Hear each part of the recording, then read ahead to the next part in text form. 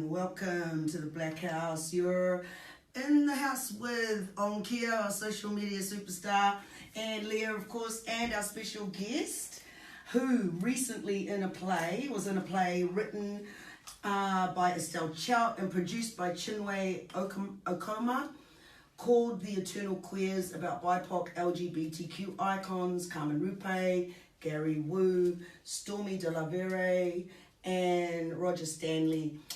And she's also the author and artist of her own anime book called Heavy Is the Head. Can you see it? Yeah, And it's available at all these places: Food Court, Unity, Graphics, Artie Bees. I'd like to welcome to the house Nani Mahal. How are you? Woo! Hello!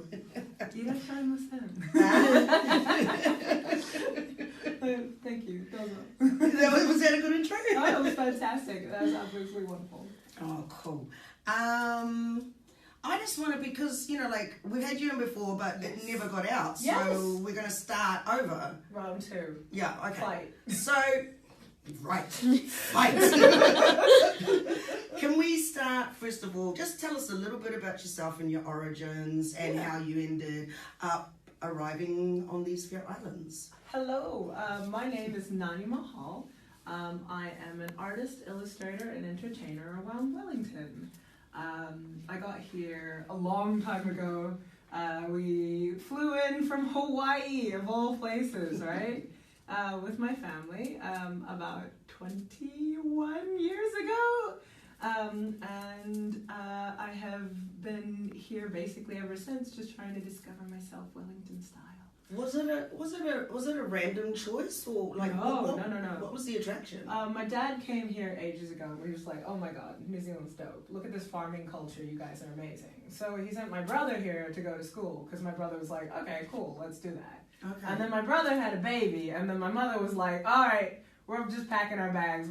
I've got my first grandbaby. I'm gonna drop some suitcases on it. Yeah. Because my brother got sick, and she was just like, okay, look, if you have a baby, I'm coming. Yeah. And we were only supposed to be here 6 months, and this is the longest 6 months of my life. Right. Right. Yeah. I've had that happen to me before. Taranaki does that to people. No, they do. Like, it's full of people that never planned to be there. Yeah. And they just got there and just ended up staying there. Yeah, no, Wellington's the same. It'll swallow you. And, it's, on one hand, you're like, oh, yeah, any minute now I'll be moving to Paris. And then you go to Paris, and somehow you're back in Wellington again. And you're like, how did that happen? Gravitational pull. Yeah, right? Like Wellington's gravitational pull. So, when did you start, doing anime and manga? So I consider myself these days more of an artist entertainer. Anime and manga was what I grew up with. I grew up in Hawaii, and Hawaii is a huge Japanese population. Right. And so I just grew up on that stuff on TV. I mean, we had Toonami all across America, but for me, I grew up with untranslated Sailor Moon and stuff people have never heard of, like Cutie Honey and just, some really vintage anime that even young Japanese people were like, I think I heard of that, Right, yeah.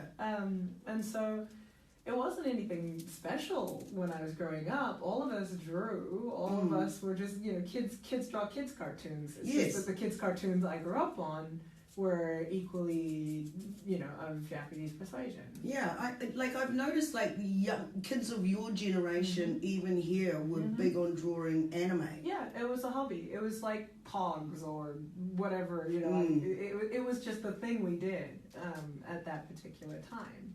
And it's just been weirdly persistent Right. as a hobby. But how did you go from it being a hobby to actually, you've produced a book and... So I am obsessive. So Okay. I basically, everyone else was doing it. And I was like, oh yeah, well I could do it the best. And it was honestly just a matter of pride that I saw everyone doing all of this, drawing their favorite Dragon Ball Z, Sailor Moon, card capture characters. And I was like, I want to do that. And then I got really good at it and I was like, okay, cool, I'm good at this. Yeah. But I think that, for here I am on the Black House, and the real answer is, but I was black. So it was like, what skills do I have? I turned around, I hit puberty, I hit young adulthood, and I'm like, what skills do I have? And this is the one thing that I can meaningfully corner the market in, Right. as being a black girl who knows how to draw anime. How many of us do you think there are? Well, like, yeah, I've got some questions about that, but they're Yes. coming from Eddie because he's Yeah. like the anime fan. Yeah. But I'm guessing not many. No, like Right. we are not non-existent. Yeah. But if you want somebody who speaks English and Japanese, who knows anime is more than its superficial self. So I'm talking like I also like Japanese indie art house films, and I know about the sort of the history in terms of its commercialism and success internationally and Japan. Yeah. You're not going to find somebody else. Right. So I was just like, okay, cool. Come at the world uniquely if you can, and it will only be able to come to you for this. Right. So that was the skill I had, and I found it was exactly that. I made myself known as an anime artist, and there was almost, especially 20 years ago, there was nobody else. Speaks English, Japanese, like nobody else. So you're a fluent Japanese speaker as well? 少し日本語は喋ってます。はい。Oh my god. まだ勉強でも。Yeah. Yeah. I do. Now, I didn't know until somebody pointed it out to me that the Boondocks was anime. Oh, yeah, no. Anime influence, there's a lot of arguments on what counts as an anime, of which I do have a personal opinion or a definition for that. But within the anime community and even outside of it, there's a lot of argument for what does count. If it's made outside of Japan, if it's made by black or white people, is it still an anime? The answer is anime is a brand.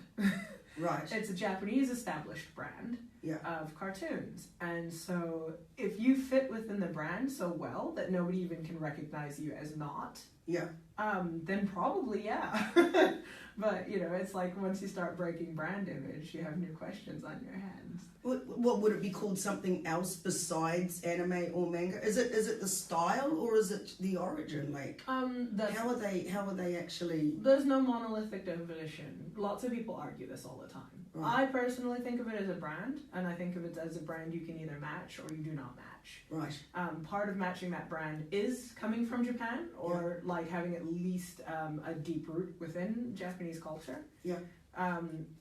But especially in Japan itself, they would see it as an anime. Right. Like, they might call it a cartoon, but a lot of them would see it as an anime. Right. And Afro Samurai and Samurai Champloo, because I'm just going to go on to this question that I've gotten from Eddie. And, okay, I'll just read it to you. How do you view the pretty deep relationship black folk and manga and anime industries have, and do you see yourself as a part of this tradition? Absolutely. So that's a big question. A lot of us, especially in the black community and the youth community, connected with anime. But of course, at least initially, we didn't really see ourselves reflected in it. Except that really, really old anime, they had a wealth of diversity of different types of women, female representation. And actually, I mean, if you get down to Okinawa, we're still talking black people. Okay. Brown is brown, at least. Yeah. Definitely not black American, definitely not quite the black diaspora, but we're still talking brown people. So you would even see characters on screen that were being represented who were brown like you. And if you're young enough and you don't know the cultural context, you're just like, well, there's a brown person on screen running around being a cartoon character having superpowers. Yeah. And for me, there was nowhere else that was doing that. Yeah. And certainly not telling their stories that weren't, air quotes, black stories. Like, they were just having a time, having things happening to them, like fantasy adventure things. One of my favorite examples, some characters, Erd, who is a dark-skinned goddess in a old anime called Oh My Goddess. She just happens to have dark skin and be like kind of Middle Eastern themed. Right. I had never seen that, and we're not dealing with the fact that she's Middle Eastern. She's just a funny character. Right. Okay. And I was really moved and influenced. Nadia from Nadia in the Blue Water, Blue Ocean. dark-skinned character. She's great. And this is all Japanese. It's all Japanese anime. And they have dark skin. It's not about being a black African or coming from a slave history or anything. They're just having adventures, like beautiful fantasy adventures. And I love the way that the anime stories go, because it's so contextually rich. Yes. And there's a whole bunch of anime that's like that, where it deals with a wealth of melanation. And it deals with a wealth of different types of stories, different types of feminism. Yeah. And to be honest, one of the reasons why I think that we really gravitate to it as a people, as a culture, is because anime and manga, if you really start to dig down, is almost the Wild West of storytelling. Anything goes. Anything goes. Anything goes, right down to like, oh, this black woman who's also a mermaid, who's the queen of space, is also, you know, like, and you're just like, it gets like properly wild to the point where you absolutely will be able to, if you dig deep enough, find something that reflects you properly. Yeah. I found the influence. The influence anime had on my kids was everybody wanted to have spiky hair and it had to be red. And my youngest said, I'm going to grow up to be Japanese. Oh, well, that's good luck with that one, kid. Yeah, he's still trying. I think he thinks if he concentrates hard enough, it might happen. Well, to be honest, I think that between the two cultures, I think that the black diaspora, especially internationally, and Japanese hometown have a lot to offer one another. In terms of a sense of nationalism that comes from Japan, and the sense of cultural adaptation to the modern world that comes from being black diaspora. We always are forced to adapt, which almost means that we lose a sense of our past and our culture, except for what's important, because it comes with it because it has to. Whereas you have Japan, where, you know, that rapid fire need to adapt just isn't there. They have their culture and they protect it. Yeah. And I think that the communication between those 2 points of culture has been something that's very much influenced me, someone who grew up around a lot of Japanese culture, but not actually that much black culture initially. There's a term that I remember seeing another black girl who was raised in like Nagoya or some just like out of town place in Japan. Originally her family was from North Carolina. I cannot remember her name, and I'm really sad because I would love to promote her. And she sort of said that what she has is a black voice and a Japanese voice, and they have a conversation in her head. Right. And that's something that I really connected to. I was like, I grew up with Japanese and European and Hawaiian culture, but I never grew up with black culture until much later in my life. And so in a way, it's almost like I have like a little panel, ethnic panel in my head, which is like, you know, oh, later I learned I was Nigerian. So Nigerian comes to the table and is like, well, let's represent this. You know? But the part of me who was raised around European, Hawaiian, Filipino, like they're like old voices, and they all have a discourse in my head whenever we're dealing with different things. And that has been something that I've absolutely been able to take forward. Whilst I identify myself as black and not Japanese, I do not disrespect the fact that Japanese was a huge part of my rearing. Big influence. Yeah, and it helps shape the way that I even approach being black, which I think has been, I don't know, like, it took a moment, but like, you know, they work really well together in a way. Okay, yeah. Yeah, so...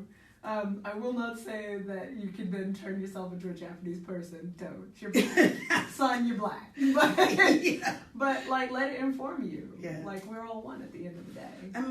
I know that it really informs the way that he cooks food. Yeah, yes. He's learned a lot of things of anime. Shokugeki no Soma, I bet you he's watching that. That's literally everybody. And all the cooking, and then he goes, and you do this and that. And I'm like, where are you learning this stuff? And he goes, I've seen it on this. There's a really popular anime show out right now called Shokugeki no Soma, or Food Wars. Right. And